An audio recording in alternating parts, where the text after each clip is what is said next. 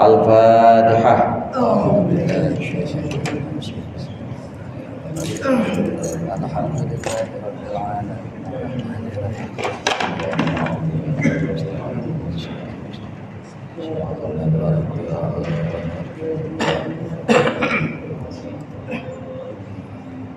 Bismillahirrahmanirrahim.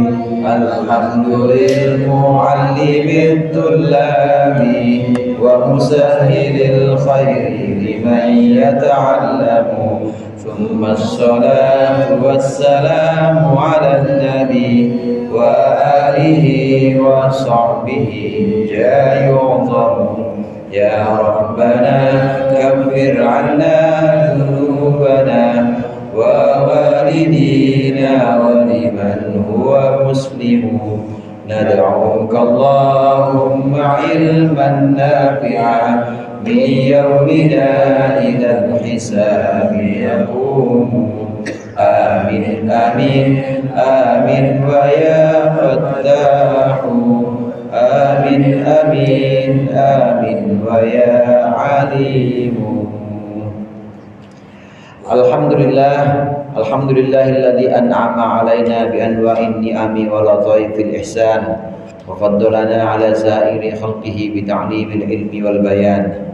Wassalatu wassalamu ala sayyidina Muhammadin al-mab'uthi bi khairil milal wal adyan wa ala alihi wa ashabihi buduri ma'alimil iman wa syumusi awalimil irfan. Amma ba'd, fa inna ahsanal hadithi kitabullah wa khairul hadi hadi Muhammadin sallallahu alaihi wasallam wa syarrul umuri muhdatsatuha wa kullu muhdatsatin bid'ah wa kullu bid'atin dhalalah.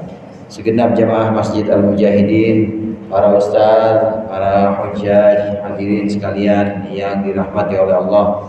Alhamdulillah, malam hari ini kita berkumpul kembali melanjutkan pengajian rutin kita, membaca dan mengaji kitab Ta'limul Muta'allim. Mudah-mudahan apa yang akan kita bahas menjadi ilmu yang bermanfaat di dunia wal akhirah. Amin ya rabbal alamin. Pembahasan terakhir kita dalam kitab Ta'limul Muta'allim adalah tentang cara belajar. Ada satu ungkapan yang mudah, kita as-sab harf wa tikrar alf. As-sabqu harf wa tikraru alf. Belajar itu nggak usah banyak-banyak, belajar sedikit aja, ngulangnya yang banyak.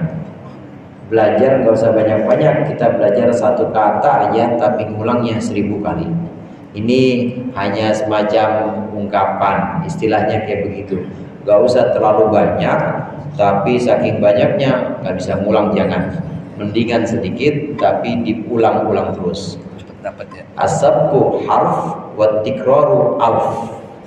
Pelajaran cukup satu huruf aja tapi ngulangnya 1000 kali.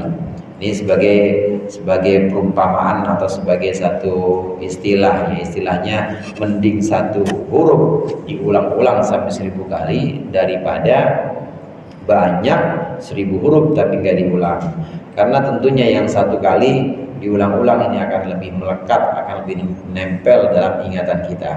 Selain itu, pada pembahasan yang lalu, hendaklah kita yang belajar ini bertahap dalam mempelajari materi-materi, mempelajari pelajaran-pelajaran. Jadi jangan sekaligus sedikit.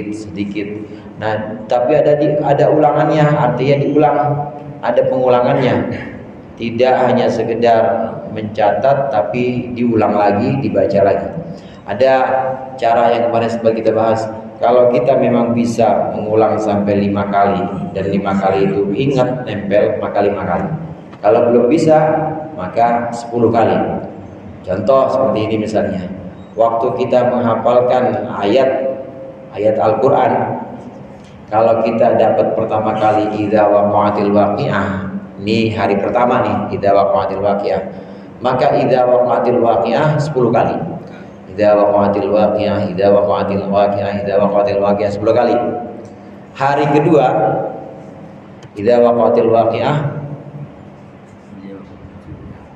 idza waqa'atil waqi'ah laisa liwaqa'atiha kadhibah. Yang ayat kedua ya. Saya tungguin Kongut mana nggak disambut-sambut. Sengaja. Laisa liwaqa'atiha kepala. laisa liwaqatiha kadibah. Hari kedua laisa liwaqatiha kadibah, ini pelajaran yang baru. Maka hari keduanya yang baru dapat 10 kali.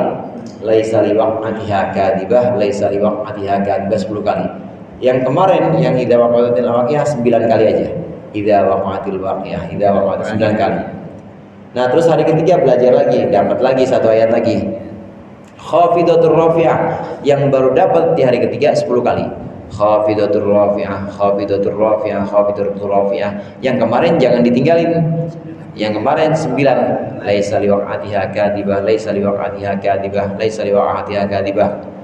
2 hari yang lalu juga jangan ditinggalin. Idza waqa'atil, jadi tinggal 8. Yang pertama kali ketemu sama guru dapatnya idza waqa'atil waqi'ah 8 tinggal. Laisa liwaqa'atiha kadibah, khafidatur rafi'ah. Idza rujjatil ardu rajja, baru dapat lagi. Yang baru dapat bacanya berapa kali? 10. Ketika pelajaran yang baru dapat diulang 10 kali. Idza rujjatil ardu rajja, idza rujjatil ardu rajja, idza rujjatil ardu rajja. Pelajaran yang kemarin jangan lupa. Laisa liwaqatiha kadibah, khafidatur rafi'ah ya. Khafidatur rafi'ah, khafidatur rafi'ah 9 kali. Laisa liwaqatiha kadibah, laisa liwaqatiha kadibah, ini 8 kali. Kemudian yang pertama kali belajar idza waqa'atil waqi'ah berapa kali? 7 kali. 7 kali dan begitu seterusnya. Jadi prinsipnya yang pertama kali kita dapat 10 kali diulangnya. Yang kemarin 9. Yang kemarinannya lagi 8 dan begitu seterusnya. Sehingga saat kita dapat 10 hari belajar misalnya atau 10 kali pertemuan sampai di ayat ke-10, maka ayat 10 yang baru kita dapat 10 kali, ayat pertama yang sudah 10 hari yang lalu atau 10 pertemuan yang lalu ini tinggal 1 kali. Itu insya Allah bisa dipastikan ayat pertama ketika udah kita tinggalkan cuma baca sekali doang, udah kita baca sekali idza waqa'atil waqi'ah doang, itu nanti saat kita tinggalkan dapat ayat 11 ini nggak akan hilang karena udah diulang dari 10 kali, besoknya 9 kali, besoknya 8 kali, udah pasti melekat. Nah, ini cara pengulangannya, cara mengulang materi-materi yang didapat dalam pelajaran. Jadi yang paling penting ini adalah ngulang-ngulangnya, ini tikror, disebutnya dengan tikror. As-sabqu harf wa tikraru alf. As-sabqu harf, belajar cukup 1 huruf, tapi wa tikraru alf, ngulangnya 1000. Alf itu 1000 ceng. Alf. As-sabqu harf wa tikraru alf, belajar cukup 1 huruf, ngulangnya 1000 kali. Ini istilahnya, jangan banyak belajar tapi tidak diulang-ulang. Ini cara para santri, para pelajar di pesantren-pesantren ini bisa melekat hafalnya ini dengan cara mengulang-ulang terus. Kemudian kita lanjutkan, masih ada di halaman 28 yang bagian bawah. Kalau yang di syarahnya bagian bawah 28 bagian bawah, yang bagi ayat tadi'a, yang bagi ayat tadi'a, ketemu. Bismillahirrahmanirrahim. Qala al-muallif rahimahullah wa nafa'ana bihi wa bi'ulumihi fid dharain amin. Wa yanbaghi an yabtadi'a bi syai'in yakunu aqraba ila fahmihi. Wa yanbaghi, dan seyogianya, an yabtadi'a, seorang murid memulai bi syai'in, dengan sesuatu yakunu aqraba ila fahmihi, yang ada sesuatu itu lebih mudah atau lebih dekat untuk dipahami. Hendaklah seorang murid belajar sesuatu yang paling mudah dipahami. Jangan sesuatu yang jelimet, jangan sesuatu yang panjang pembahasannya, cukup yang singkat-singkat tapi mudah dipahami. Ini cara untuk belajar agar mudah dipahami supaya nggak kapok. Lah baru belajar udah dibacain udah dibacain tafsirnya tafsir Begawi. Wah, udah besokannya kapok dia, udah nggak ngaji lagi, puyeng. Mana kitabnya tebel banget, jangan. Tapi hendaklah belajar yang mudah dipahami, yang gampang dan sangat mudah untuk dipahami, sehingga tabiat kita atau pemahaman kita ini lebih mudah menerima. Wa kana Syekhul Imamul Ustadz Syarifuddin Al-Uqaili yaqul, dan Ustadz Syarifuddin Al-Uqaili berkata, as-sawabu indi, yang benar menurutku, fi hada, dalam permasalahan ini, ma fa'alahu masyayikhuna, adalah apa yang dilakukan oleh guru-guru kami. Fa innahum, maka sungguhnya masyayikhuna, guru-guru kami, kanu yakhtaruna, mereka memilih lil mubtadi'i, untuk pemula, untuk pelajar pemula, memilih sigaratil mabsutati, kitab-kitab kecil yang diambil dari kitab yang panjang. Li'annahu, karena sungguhnya sigaratul mabsutah itu aqrabu ilal fahmi, lebih dekat dipahami, maksudnya lebih mudah dipahami, wa dhabti, dan dihafalkan, wa ab'adu, dan juga lebih jauh minal malalati, dari kebosanan. Malal itu kebosanan. Wa aktsaru wuqu'an, dan banyak apanya wuqu'an, terjadinya, banyak terjadinya, artinya kontekstual dan benar-benar dibutuhkan saat itu. Yang dilakukan oleh guru-guru kami, kata Syekh Syarafuddin Al-Uqaili di sini, itu yang tepat. Guru-guru kami dulu saat mengajar untuk santri-santri pemula, pelajar pemula, pasti yang diajarkan adalah kitab-kitab yang kecil-kecil dulu, nggak langsung kitab yang besar-besar. Sama, ini kan zamannya zaman Syekh Zarnuji. Kemudian zaman di pondok-pondok atau pesantren-pesantren kita di Indonesia juga begitu.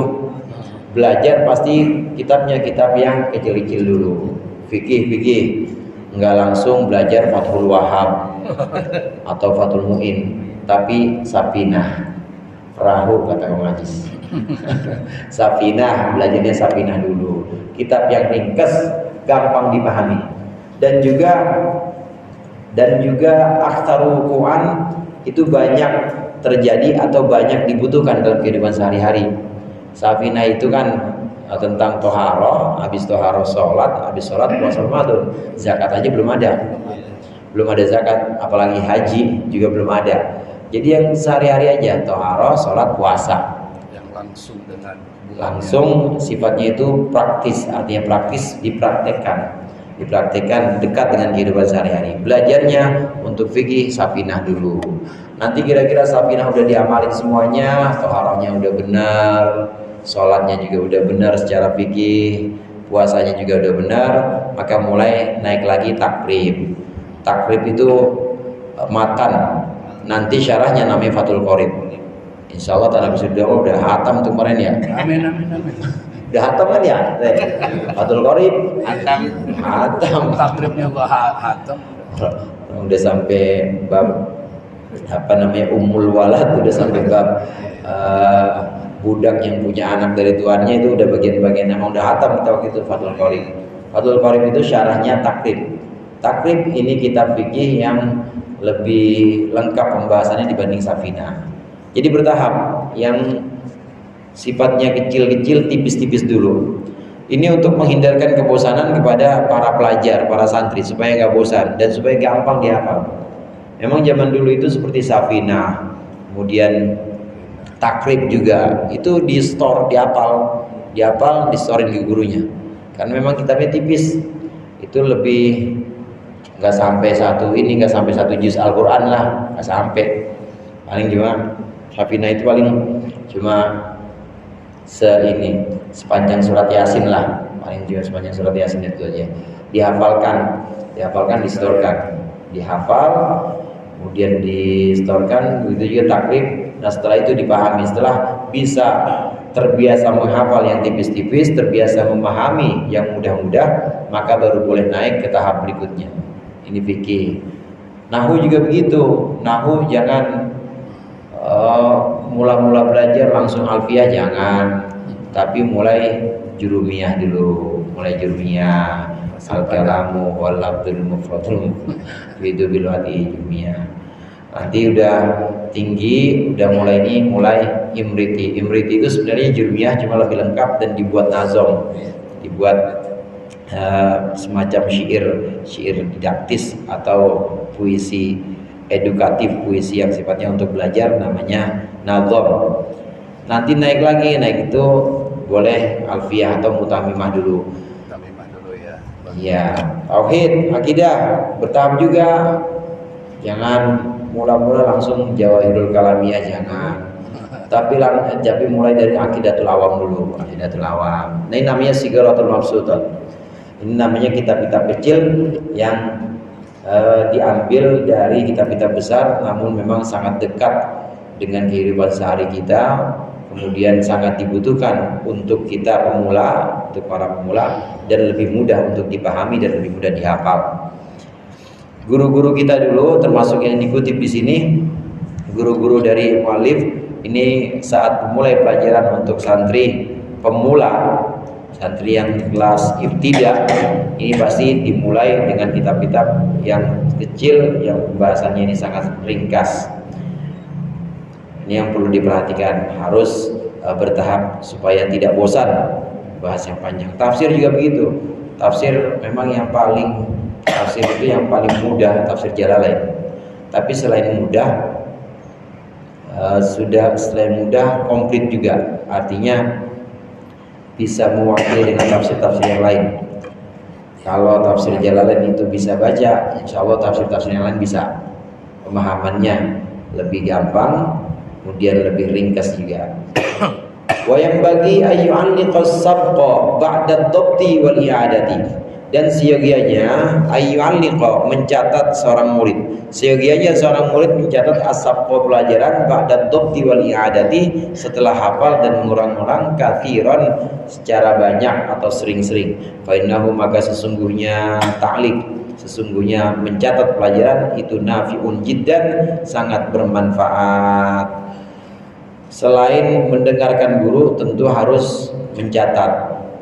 Nah, kalau pelajar dulu itu menghafal dulu apa yang diberikan oleh guru, direnungkan, kemudian dihafal, diulang-ulang apa yang tadi disebutkan oleh guru, diulang-ulang.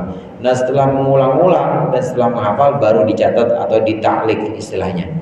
Taklik ini kebiasaan santri-santri, kebiasaan pelajar-pelajar dulu, ketika dia sudah mendengar dari ustadznya, dari guru, kemudian diulang-ulang lagi penjelasan guru, setelah benar-benar hafal, diulang-ulang, baru dia catat. Dan ini sangat bermanfaat, sangat berguna. Kali-kali nanti lupa,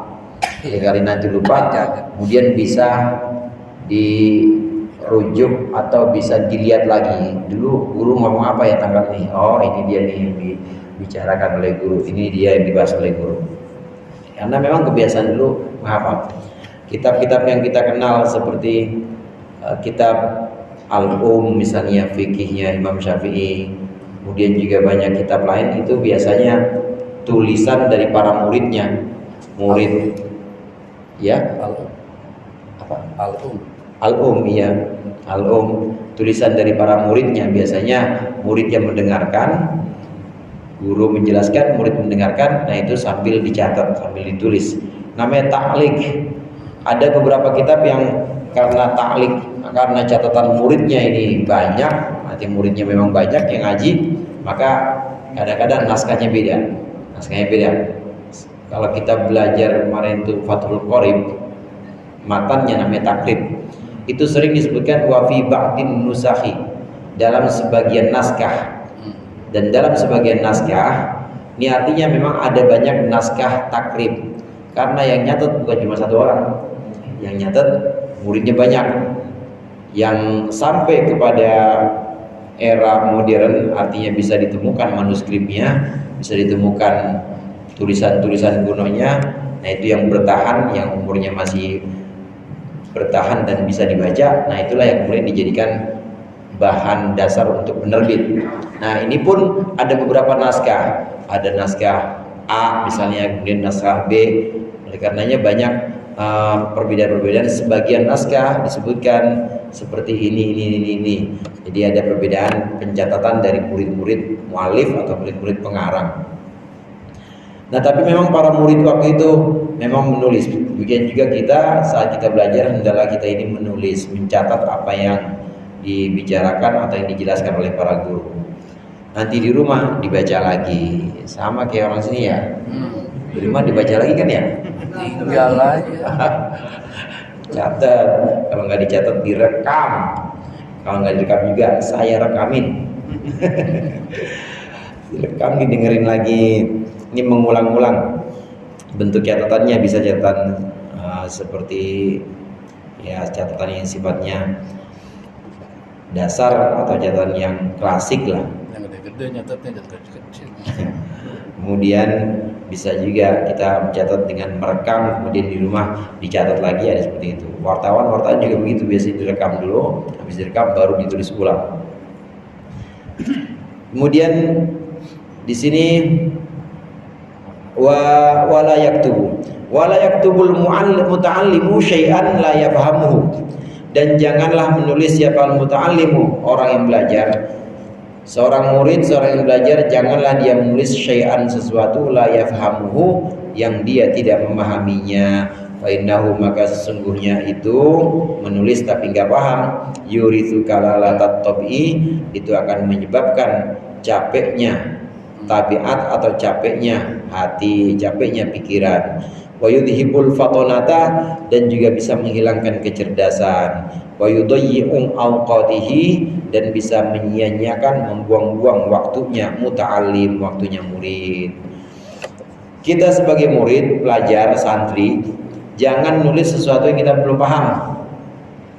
Kalau sesuatu yang belum paham ini kita biasain, kita tulis aja, belum paham ditulis juga, belum paham tulis lagi. Ini lama-lama capek sendiri.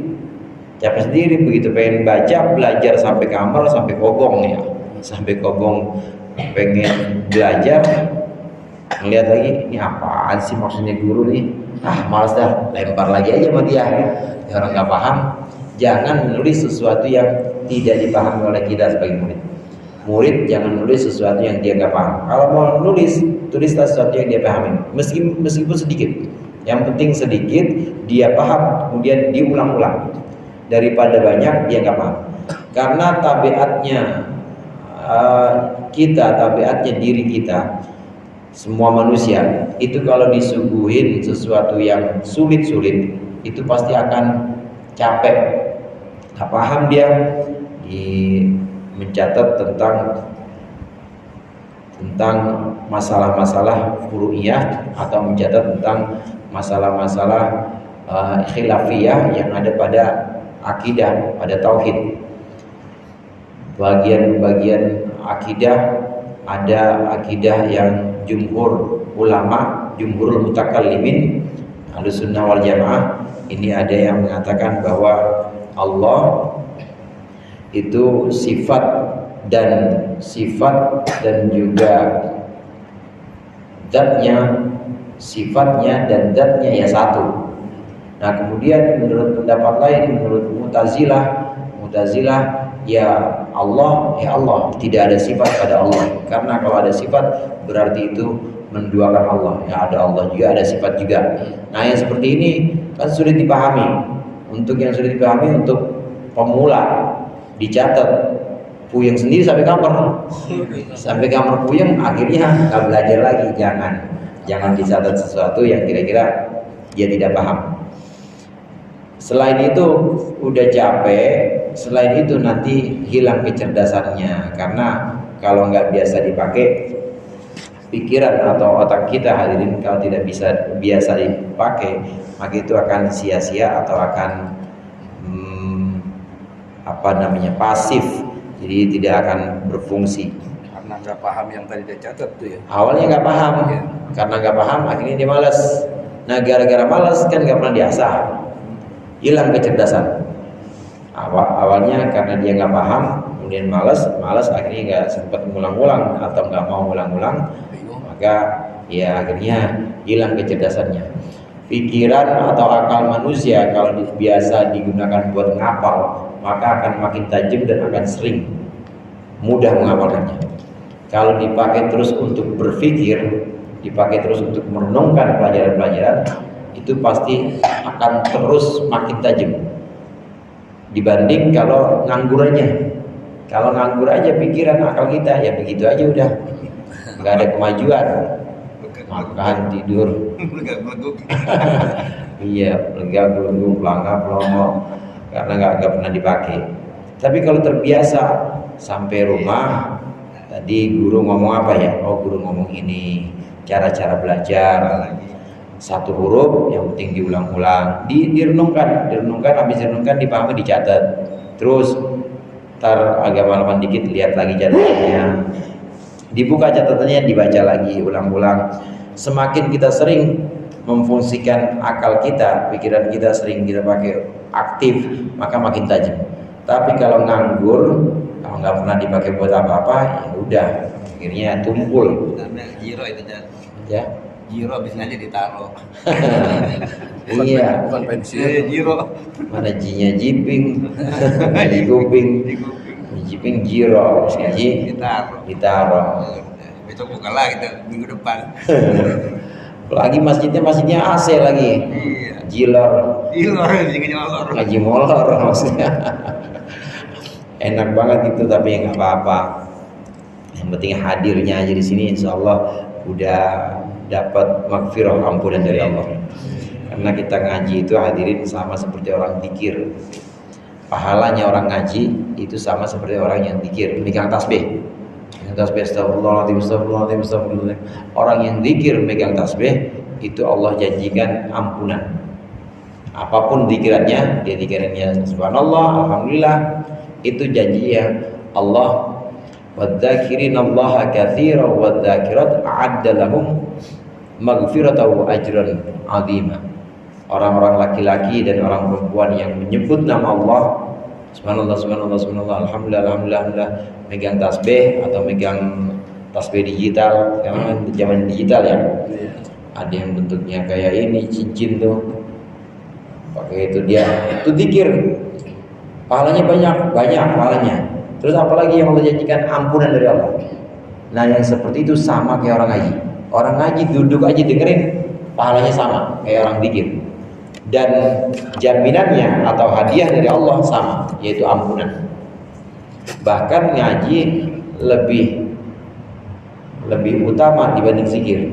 Kenapa lebih utama? Kalau orang zikir itu kan buat dirinya sendiri.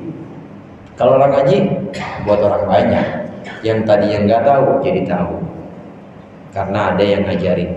Atau taruhlah gurunya belum ngajarin, tapi ada teman sebelah yang nanya, guru ini gimana hukumnya kalau saya sentuhan sama mantan mertua saya. Mertua ada mantannya, mantan mertua saya. Temen yang sebelahnya belum tahu, gara-gara ada yang nanya dia jadi tahu. Kalau zikir kan nggak bisa begitu. Zikir mas sendiri-sendiri aja udah, nggak ada yang baru, nggak ada yang bisa diberikan untuk orang lain buat diri sendiri. Tapi kalau ngaji ini bisa untuk orang lain. Dan karenanya ngaji keutamaannya sama kayak orang zikir, akan Allah beri pahala dan juga Allah janjikan magfirah, ampunan. Amin. Di samping itu akan Allah berikan juga pengetahuan, ilmu pengetahuan yang nuntun ini, yang nuntun ibadah-ibadah kita. Tahu Ustaz Patroji tadi, Ustaz Patroji bilang ada jiro, ya nggak apa-apa ada jiro.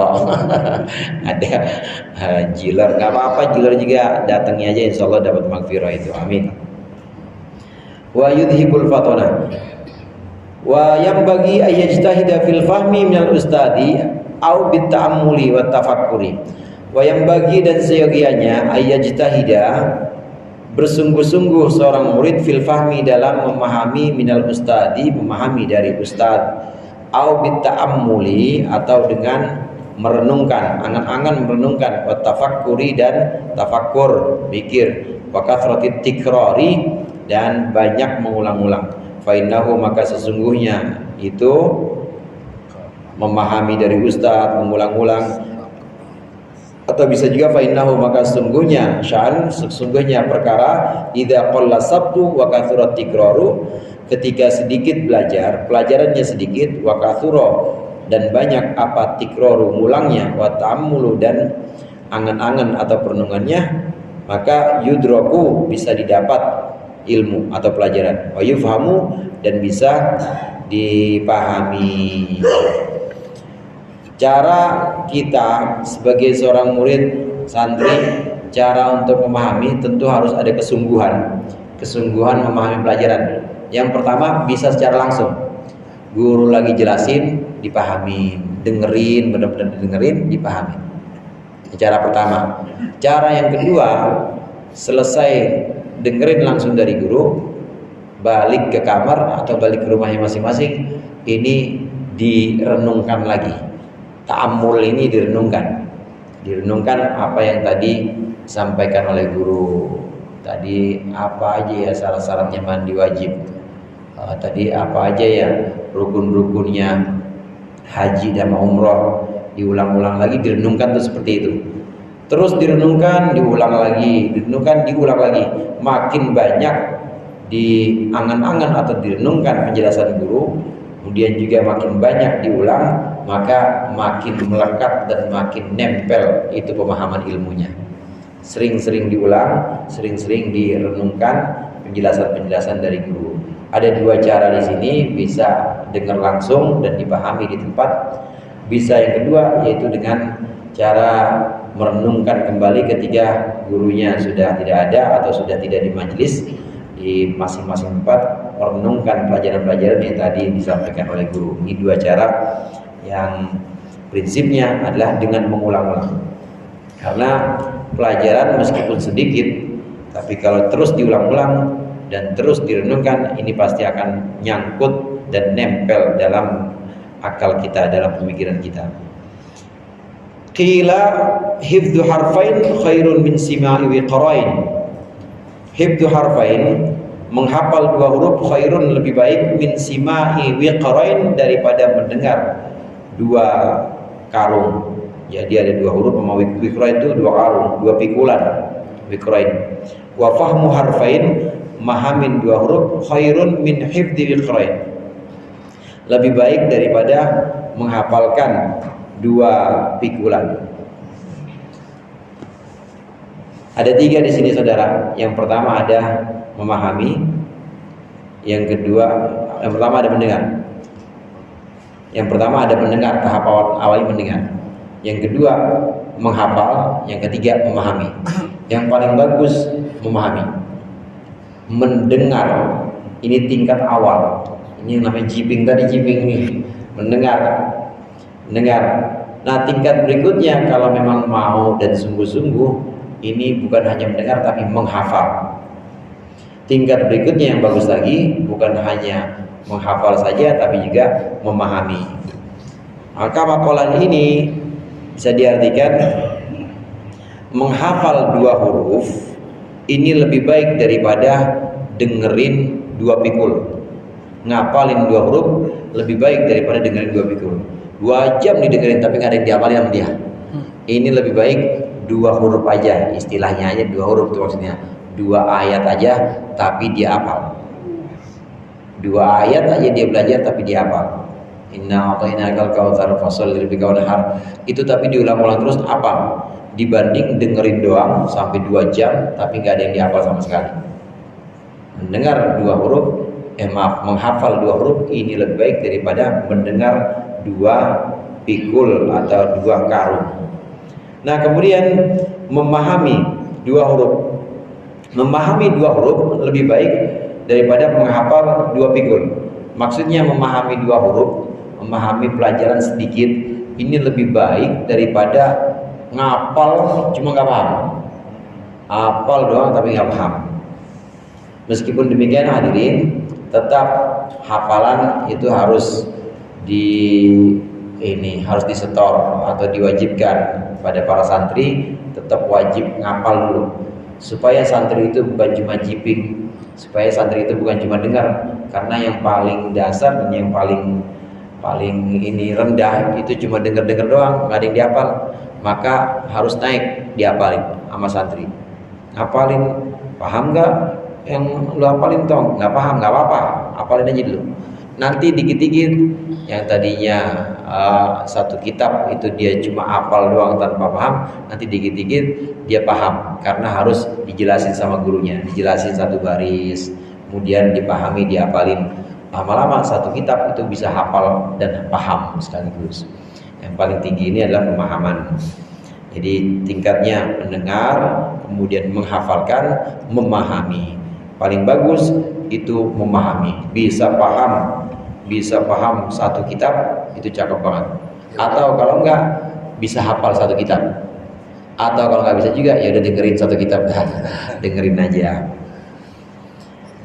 Wa idza tahawana fil fahmi wa lam yajtahid marratan aw marrataini wallahu a'lam bissawab. Mudah-mudahan bermanfaat. Allah manfa'na bima 'allamtana wa 'allimna ma yanfa'una warzuqna fahman nabiyyin wa hifdzal mursalin wal malaikatil muqarrabin. Sallallahu alaihi wasallam Muhammad wa alihi wasallam. Walhamdulillahirabbil alamin. Assalamualaikum warahmatullahi wabarakatuh.